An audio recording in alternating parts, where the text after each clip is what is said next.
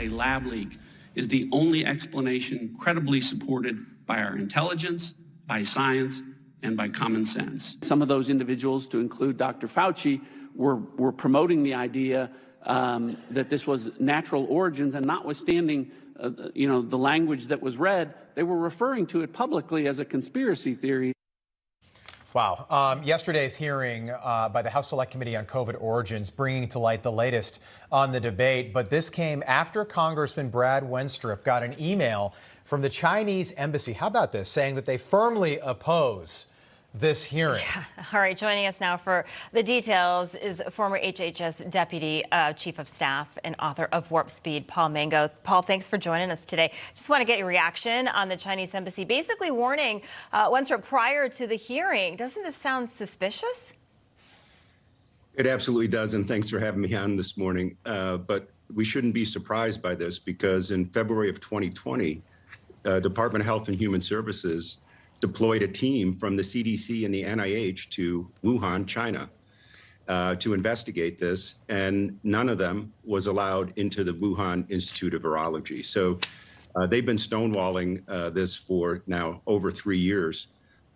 We shouldn't be surprised at all by that statement from the embassy. Pretty remarkable, Paul. Yesterday, John Ratcliffe, former DNI, said, quote, analysts appeared reluctant to have their analysis on China brought forward because they tend to disagree with the Trump administration's policies. So according to the former director of national intelligence, COVID origins was kept from the American people for political reasons. We know that now.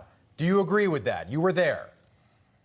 Absolutely, Rob. And let me just add to that. He was talking, Director Radcliffe did a very nice job of talking about those political reasons within the intelligence community, but they also existed and emanated from the scientific community. And he alluded to a statement, and I want to read you this quotation from the February 19th, 2020 Lancet article.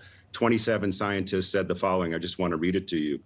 And that is, we stand together to strongly condemn conspiracy theories suggesting that COVID-19 does not have a natural origin. Now, you know who one of those co-authors was? Peter Daszak, the president of EcoHealth Alliance, who had received over $100 million from the U.S. federal government to study the transmission of viruses from animals to humans, and in fact, was actually funding the Wuhan Institute of Virology. So I guess there's no conflict of interest there. Wow. Yeah, absolutely. So Dr. Fauci is still pushing that there's accumulating evidence of natural origin. But according to a 300-page Senate report, after 20 months of investigation, the lab leak is really the only credible explanation. What's your take on the research so far? Yeah, well, I think it's time to switch the argument away from proving whether this was a lab leak. I don't think the burden should be on proving it was a lab leak.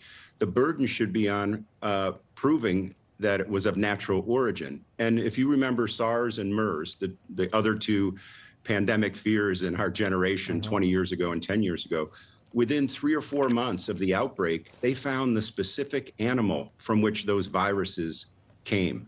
We're now over 3 years into it. No one can identify the animal from which COVID-19 came. So I think the burden of proof should shift on prove to us that it's of natural origin. Well, and Paul, you were part of Operation Warp Speed, so that brought us these vaccines in record time. But the vaccines might have been totally different if the people making these vaccines at Pfizer and other places knew they were targeting a virus that was created in a laboratory and not one from nature. I think that's the next step in this investigation.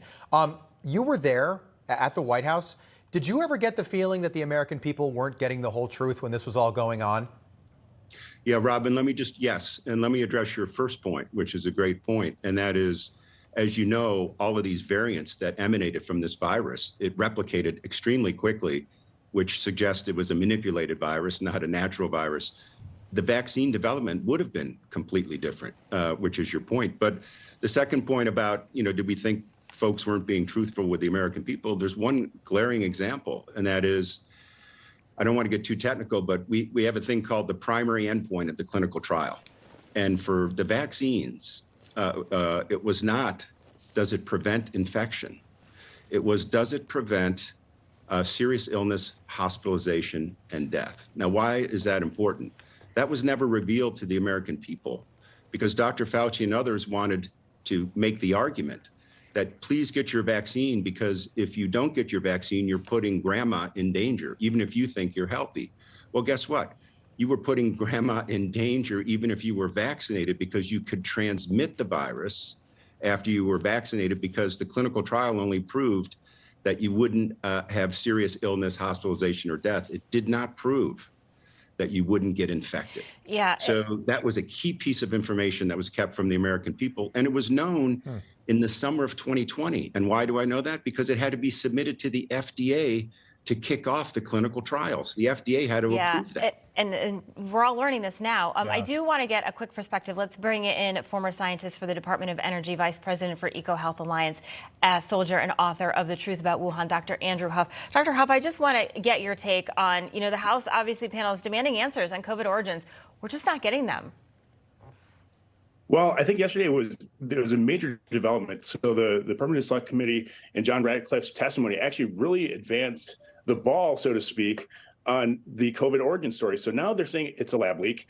The facts are starting to come out that the genetic manipulation of that technology was gain-of-function work, and hopefully it gets to the point where they can describe that technology was actually passed from the United States to China to do that work. Wow. Paul Mango, Dr. Huff, great to have you on this morning. Explosive testimony yesterday. I know you'll stay on top of it for us. Look forward to having you back again soon. Thank you.